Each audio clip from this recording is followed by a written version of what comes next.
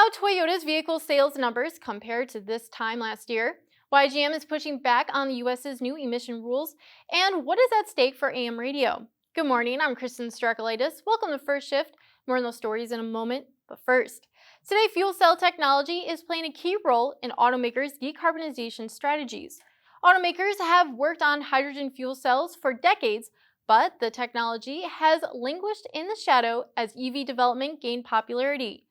GM and Honda began working on fuel cells together in 2013 and launched a joint venture called Fuel Cell System Manufacturing to mass produce an advanced hydrogen fuel cell system in Brownstown Township in 2017. Toyota and Hyundai are taking a similar approach. Fuel cell passenger vehicle sales are low, and the two automakers are using the technology for heavy-duty trucks as well. According to the Automotive News Research and Data Center, sales of the Toyota Mirai were at 2,000 units in the U.S. For more on hydrogen's role in the industry, visit autonews.com. Toyota reports a healthy vehicle sales figures for the first half of 2023. So far, the company says it sold close to 4.9 million vehicles globally, up more than 5% compared to the same period in 2022. The automaker says this is a result of the easing semiconductor supply constraints and Japan's strong demand. Turning to Ford's earnings, even though Ford reported its Q2 income at $1.9 billion, it says it expects to lose $1.5 billion more on EV sales than it previously projected, blaming the pricing environment, disciplined investments in new products and capacity, and other costs. However, the automaker's overall revenue in the quarter jumped 12% and its net income nearly tripled from a year earlier. Staying with Ford, according to CEO Jim Farley, the company will debut an updated F-150 pickup as well as a new hybrid variant at the Detroit Auto Show in September.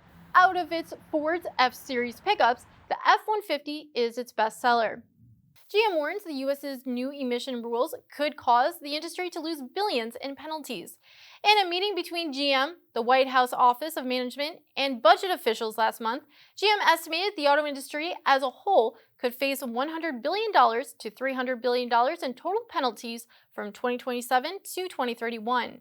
However, Biden administration official argued even though it's possible the auto industry could lose $3 billion in fuel economy penalties in 2032, later on, they may not be faced with essentially any.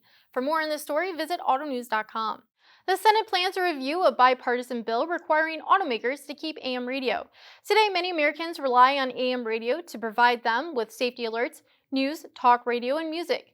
But as of now, several automakers say they do not offer it in their EVs because the EV batteries affect the reception of AM radio signals. According to a policy brief by the Zero Emission Transportation Association, if Congress passes the mandate, it will demand significant drivetrain redesigns and signal interference paneling. The group also says it would add weight to the vehicle, which would cost the U.S. billions in decreased economic output and job loss. Thanks for watching. For breaking news, stay with autonews.com. Have a great day.